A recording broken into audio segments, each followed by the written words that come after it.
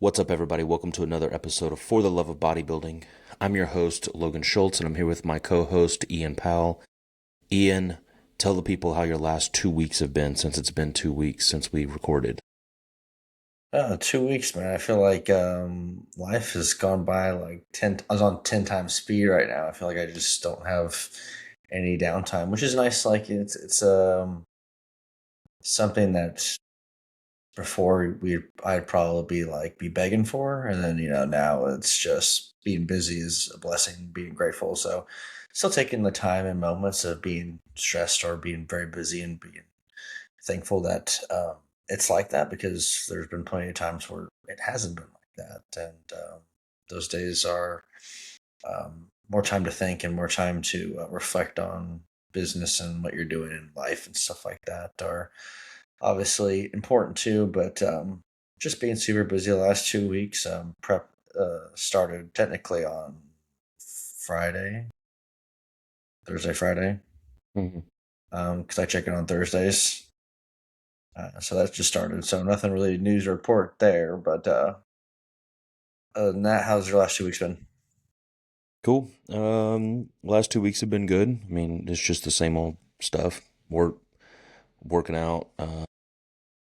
The last time we talked, it was about a goal. Like you set a goal now since you needed Oh, one. yeah. Yeah. How's that So, been? the week one, let's see. We talked 2 weeks ago. Yeah. I don't know if that was your first week or that was like you're So, already in it. I don't remember either. So, the first week, I had kind of started, but I had a bunch of things that I just didn't prepare very well for. And I made some mistakes. Like I left chicken out all night. My fresh cooked chicken, I left it out all night, and so I had some things like that happen where I didn't end up following the plan as well as I should have. So I just didn't check in the next week, and I started over. Nailed that week down, not perfectly, but better. I'm still making a lot of substitutions, which I didn't want to, and so I'm waiting on my cream of rice delivery is in my mailbox, but that's a whole situation that I can't get it until the mailman comes back again. Nice. Yeah, I Love hate that for mail you. lockers. They're a pain in the ass. Yeah. Um, so right now I wouldn't say it's I'm perfectly on plan, but I'm pretty close to on plan. If I was in the off season, I would say that I'm on plan. Um, Weight really hasn't come down any at all, but I feel like I might look a little bit better, but that's probably just from training hard and eating half decent, right? So That's a we'll good see. that's a good point. Do you want to like talk about how people like who are struggling that maybe like never really locked down, and then it's always that first like initial week or two that you're trying to like get into, like maybe not even a contest but like more of a cut. What are some of the hurdles that you've seen or that has helped you whenever you're like struggling, like right off the bat, something happens on that first week, you're like, oh yeah, I'm ready to go. Something happens on that first Hmm. week, and now you're like back a week, and now you're trying to figure it out. And because some people will easily try to do that on that first week, get derailed, and then just stop.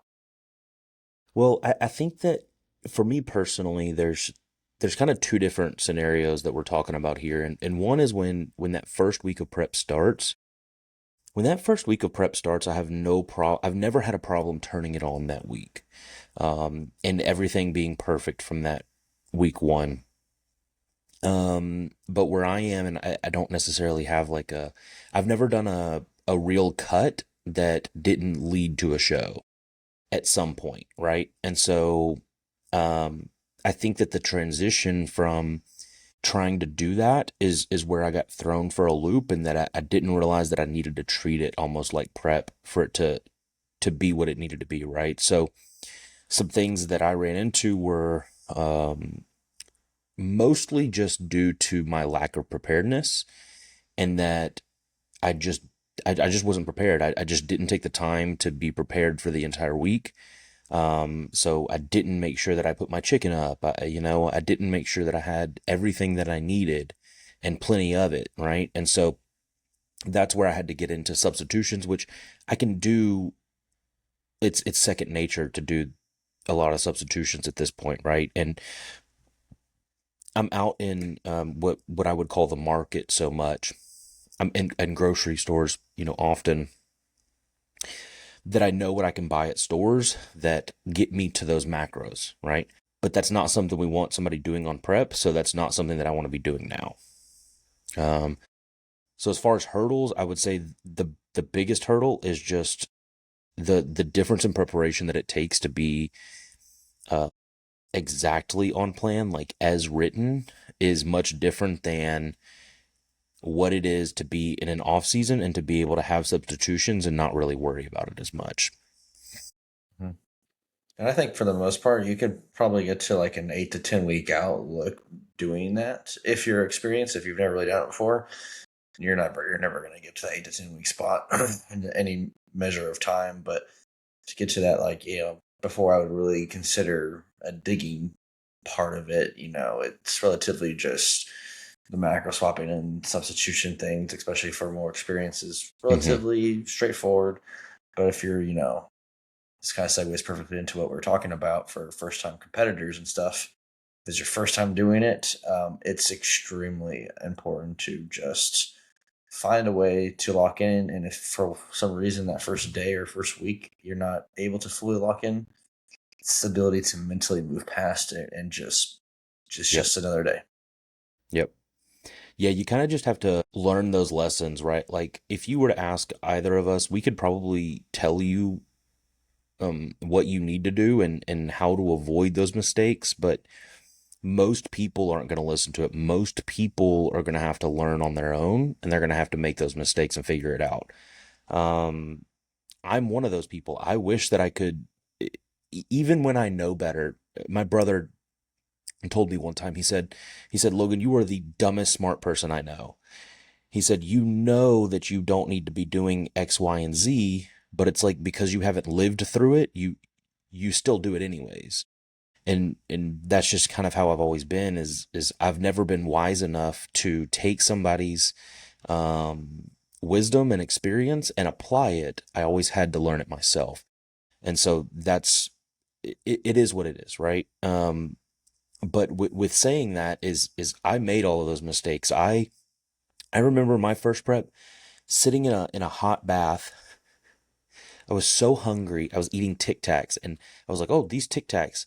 It says like five of them are it's 5 calories or some bullshit. I don't know what it was, but it was low calorie, right? I was like, these are okay. Well, I ended up eating the entire thing of Tic Tacs, and it was a big one too. It wasn't a little one, right? I probably consumed several hundred calories worth of Tic Tacs. So nasty. It's, you know, but I was so hungry and I was just sitting in that bath, man. I was like trying to ride it out.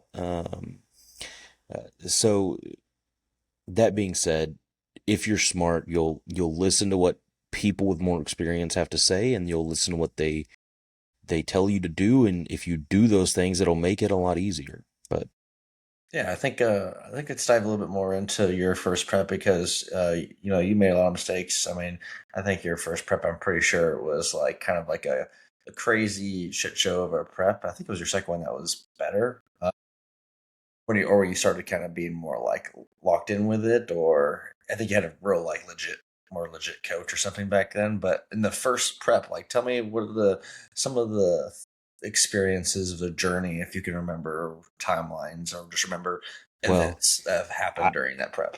first off, I can tell you this: me and you have very different experiences prepping. Yeah, that's exactly why I want to start off with And yours. you are the wise one and I am the stupid one here, okay? Okay, um disclaimer. Now listen to the stupid shit now. yeah, listen to the stupid shit. Okay. So let's see. First prep was 2018. Basically competing was something that I had tossed around the idea of in college, but I was really always afraid to stand on stage in my underwear, to be honest. And I always kind of struggled to put on muscle tissue. So it was never very big. But in 2018, I don't remember what sparked it, but decided I was going to compete. So started looking for coaches. Found a guy who was in Houston, and he coached some people that I had watched get in condition.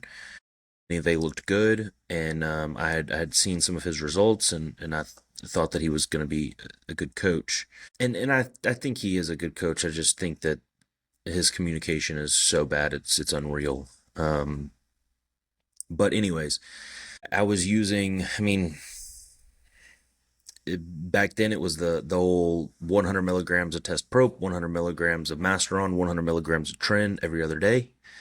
Um, How many weeks out? Do you remember? I don't even know. oh, I Starter started prep prep. at 12 weeks. I started prep at 12 weeks out. Yeah, So the cycle started at 12 weeks and just ran all the way yeah, through.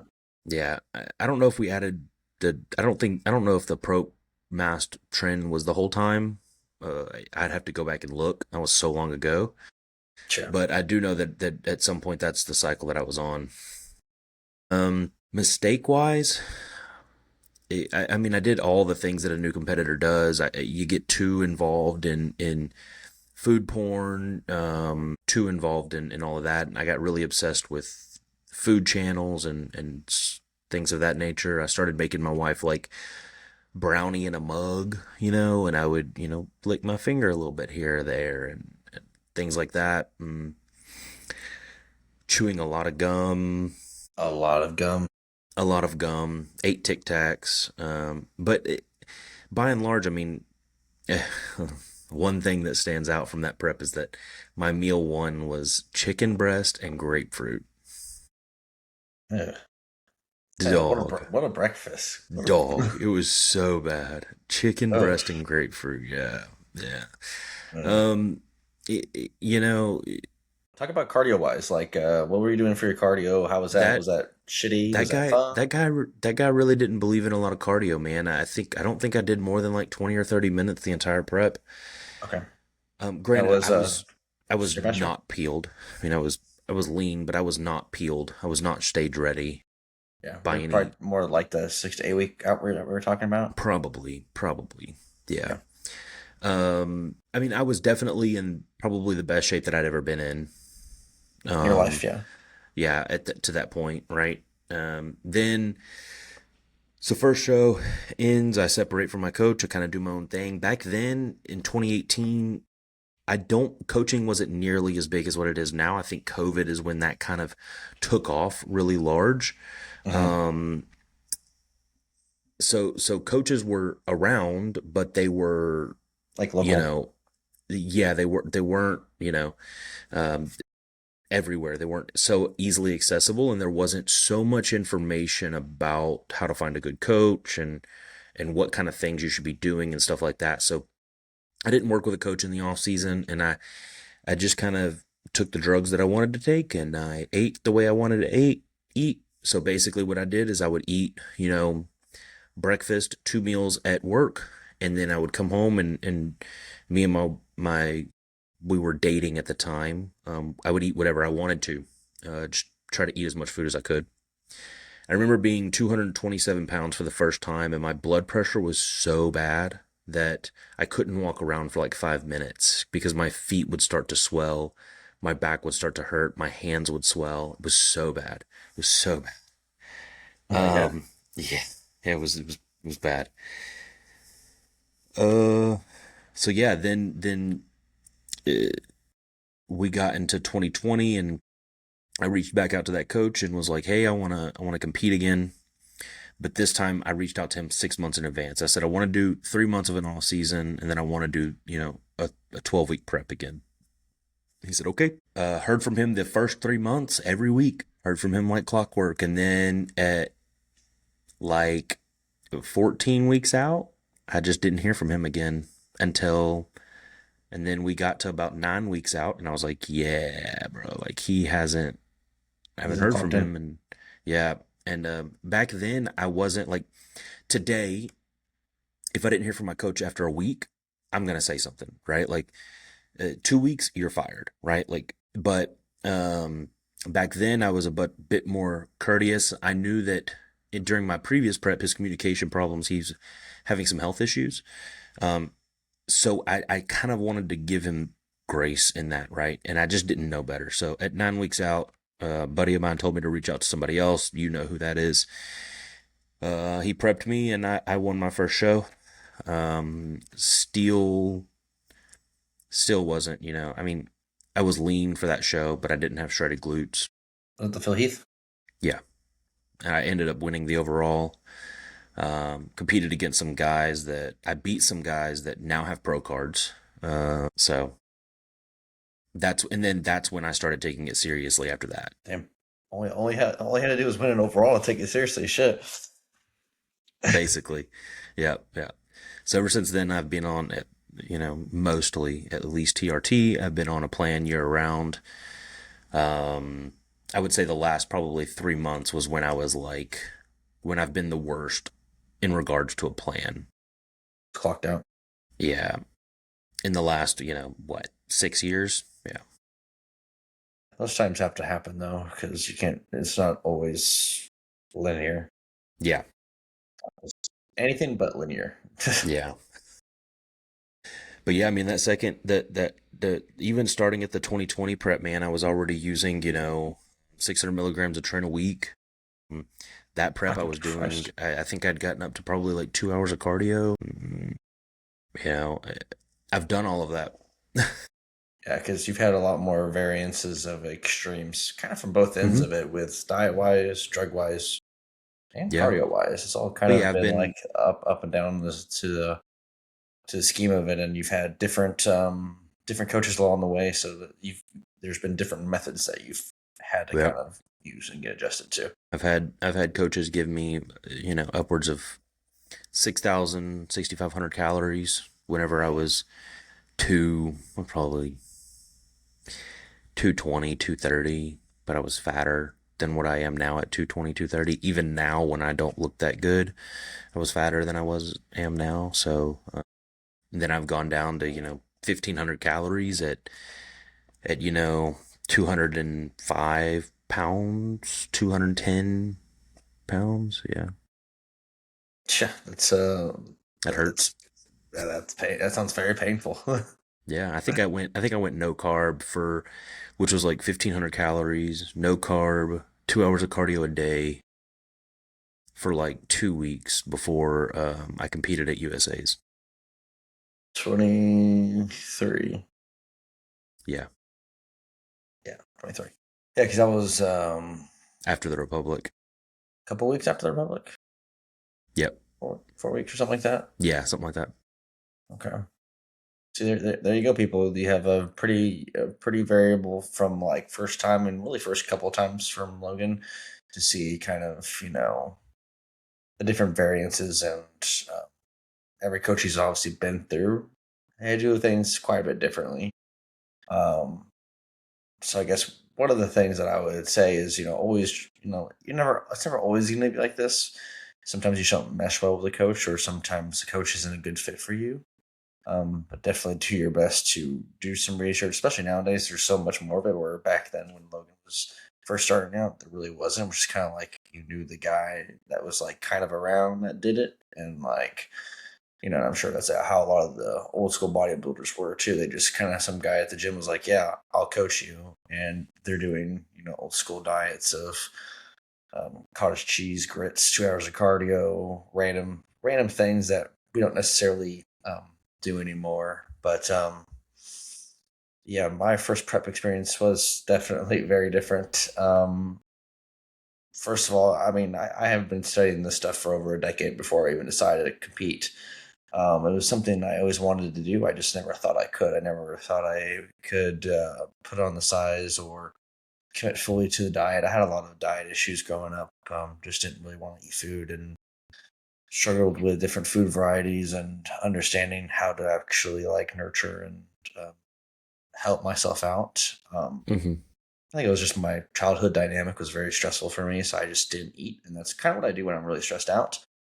Is I don't really eat. I mean, nowadays it's different because the more muscle I carry now, I mean, I'm just kind of hungrier all the time, Yeah. sort of deal. But when I was first starting out, it was I just competed in college powerlifting for my entire college. I was studying bodybuilding. I was training John Meadows' way. I was, went through all the hypertrophy coach modules and stuff like that. I was learning the whole time before I even decided to compete.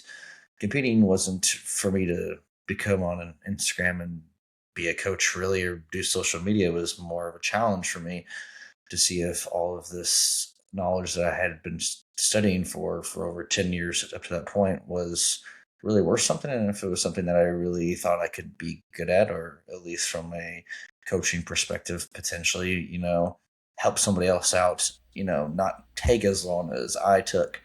And with all the mistakes, I made mistakes, but it's very different from Logan's mistakes. Like everybody else's mistakes are going to be very different from one another. Mm-hmm. Mine were more of a fundamental, foundational life thing that I had to kind of figure out and go through to navigate myself through the way. And bodybuilding really allowed me to channel that and to navigate some really tough things in my life. And I've always, paid tribute to that. That's why I love bodybuilding so much, because no matter what has gone on in my life, it's always been something I can really attach to, take control of, and, do right by it. So my first prep, it was all natural. I took maybe 26 weeks to diet.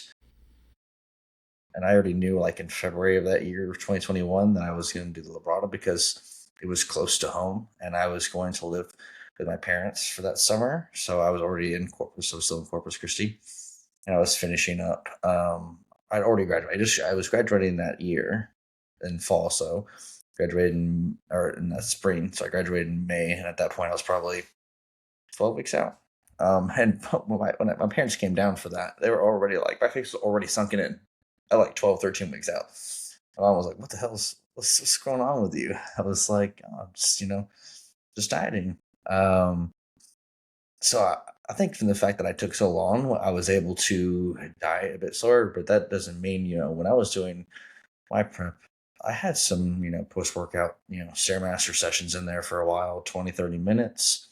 My carbs never really got low. My food never got too low. Like I would say I probably dieted on an average of 24 to 2,200 calories the whole time, maybe 25. It wasn't until like actually peak week where we did a depletion, which that one hurt. But that wasn't until the very, very end of it.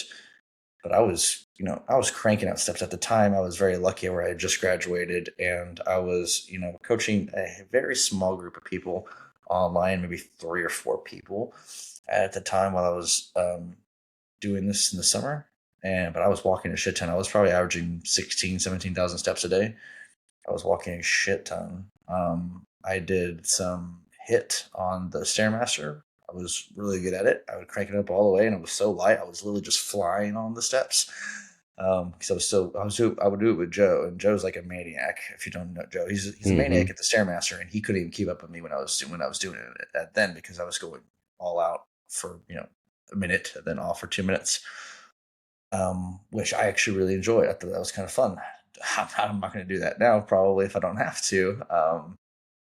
But that was kind of like when you do your first prep or you do your first competition, you're probably going to have to dig and do things that you are for sure have never done before, but hopefully you won't have to do again because your body's never been to a certain leanness before. You're going to have to, it's going to suck. There's going to be times where you're doing 2 hours of cardio. Do we do really 2 hours of cardio now?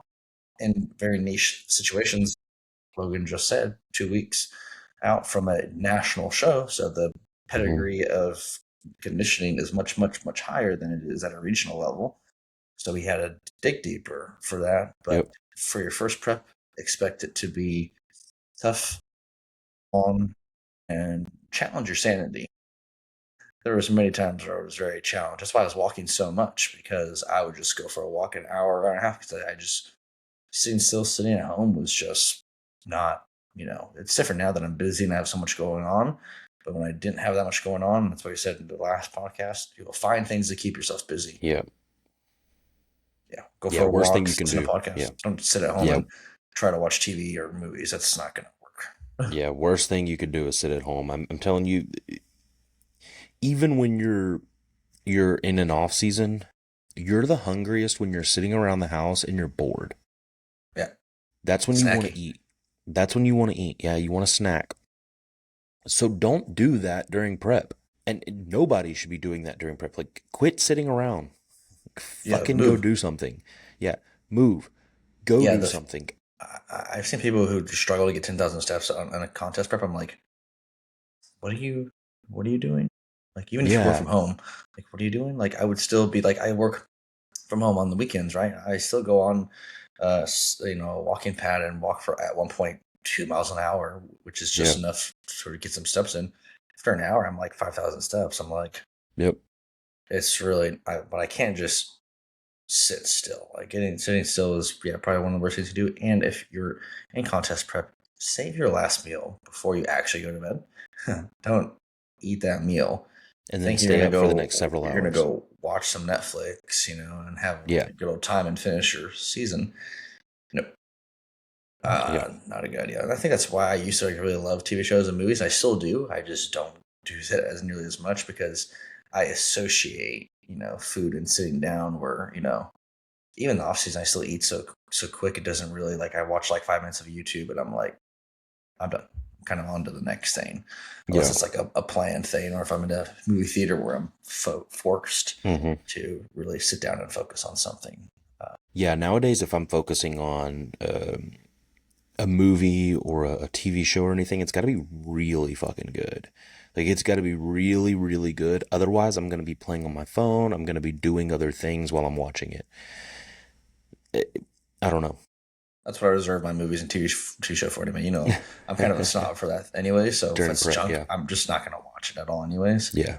Unless I'm really bored, I really want to watch something like really bad. Yeah. I think I watched like that new Anaconda movie, like the one with Jack Black. It's really bad. And I and I watched it just because I knew it was going to be bad, and I watched it on cardio. Yeah. And after I finished it, I was just like, why did I watch that? So That's funny. Why did I so watch bad. that? That was terrible. That was so bad. Yeah, I think I actually miss the feeling of being in prep because I feel so much more motivated and I have so much more energy to do things that I tend to get a lot more done business wise, a lot more things done that I need to get done, and I kind of miss that feeling. And it's one of the things that sucks about the off season is I feel more lethargic when I have a ton of food. Yep. So I'm looking forward to this cut and getting into it, to getting to the place where I'm starting to have that more energy level place. But I need to get my bike. The software stopped working, so none of the controls work on it, and it doesn't count time or anything. So I got to figure out how to fix that. But anything else on first preps? First prep is just really, I think everybody's always in a rush to do shows. Mm-hmm. Take your time and allow your body to get there where it needs to, and give it a chance for deloads and cardio and deloads and high days and foods and refeeds and potentially if you can even have a few high days before you go into a show, like don't do a 12, 16 week prep. The amount of people that I can actually say that I can do a 16 week prep for the first time is not very many. They have to be pretty much genetically predisposed, and they're Mm-hmm. most likely males. They're most likely males that are going to do that anyways. So I'll say this. I'm going to give Ian props a little bit here. If you would have asked me several years ago, I would have told you that if it's your first show, don't expect to have shredded glutes on stage. Don't expect to be peeled out of your mind. Ian has kind of changed that standard in my mind and proven that first time competitors can be peeled out of their mind. They can have shredded glutes, and they can look good, even if they are not genetically superior people. Um, Yeah, or have so, like a lot of muscle, huh? or have they don't have like a lot of muscle because your first time you're not really Yeah, gonna have a lot of muscle unless you've been like yeah, you bodybuilding for a decade. yeah. So Ian has absolutely kind of changed that standard for me personally. Um, so I give you a lot of props for that. Yeah, I mean, I think that's just a way that, when I first did it, I didn't really have any of that. And my glutes weren't necessarily like shredded per se, but I was as lean as I possibly could have been for a first time. You were peeled. You were peeled. I was sitting there in VIP section. I remember. Well, I was as peeled as I possibly can. And it's going to look different for everybody. Not everybody's going to have crazy glute ham tie ins for their first show, Mm-hmm. or they're not going to have, deep separated abdominals, walls. They're not going to have crazy, like, it's very few and seldom between. I think I probably looked as peeled as I did at 145 pounds because I was powerlifting for 4 or 5 years, and I had a baseline of like pretty good strength for being Mm-hmm. a natural guy. So that was the only reason why I was able to get some, like, have that peeled type of look. But if it's your first time, your peeled look might be soft in your eyes, but it's going to be your baseline, and you won't be any leaner, and that will be the Mm-hmm. fattest you're going to be on stage per se. So that's Yep. why I always tell people, take your time. If you live in Texas like we do, and you do a competition in Texas, we have tons of shows year round. Don't pressure yourself. Yes. You can always drive to San Antonio, to San Marcos, to Dallas, to all these other places There's in literally Texas, like, and we've got just do. like 25 or 30 shows in Texas a year. Yeah, it doesn't have to all be your local one. You can take a weekend off and just run up the road, and take a Friday and maybe a Monday off if you're allowed to with work, and Mm-hmm. just do that, because we live in a great atmosphere for bodybuilding. But the most important thing, like I said, is just take your time. One reason, the only way as a first time competitor that you're going to get into the shape that you need to get into is to obviously, one, fully trust your coach and communicate anything. Even if you just touch a pretzel and you just lick it and spit it Yep. out, like, talk to them, be able to understand the psychology behind it, and understand that, like, it's going to happen. You're going to have some cracks and some chinks in the armor, but you have to address them right away, because one small crack can easily end up into a big Yep. crack, and then the whole thing will break. So take your time, be patient, don't be married to one show, and allow your coach to get you peeled.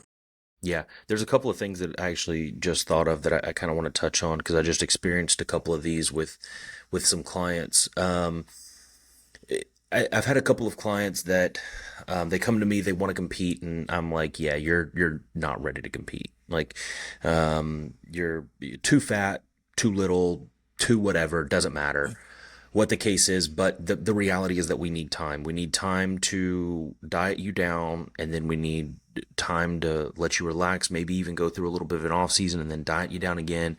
And maybe we need to do it a third time. I don't know, right?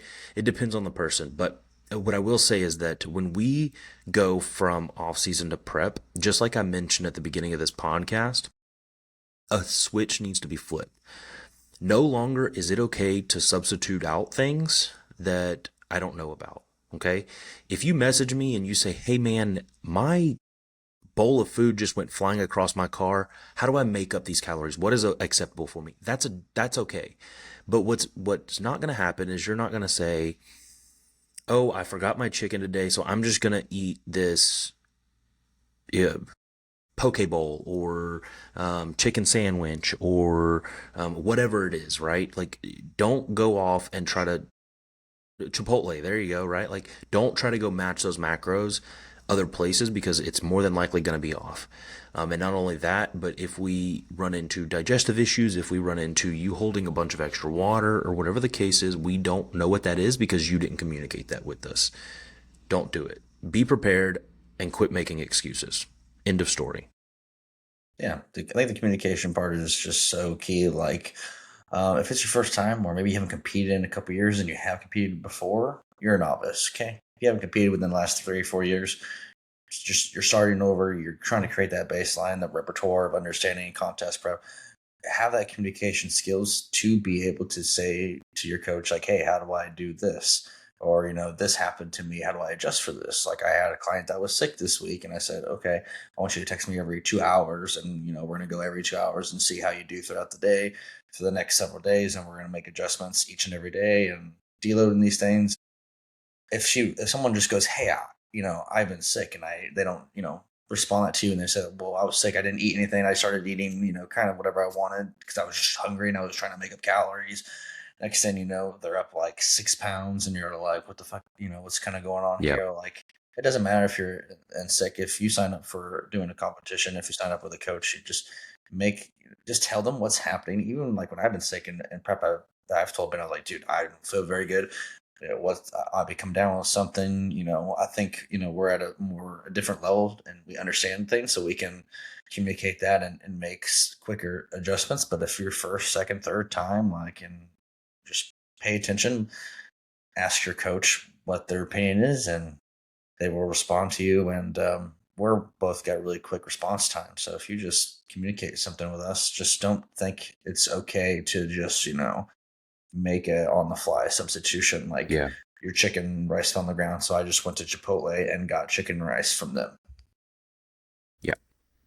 Yeah. And you need to communicate how you're feeling, both mentally and physically throughout prep. Like, I leave a check-in box to leave me notes and comments, and I expect you to tell me how you're feeling mentally and physically.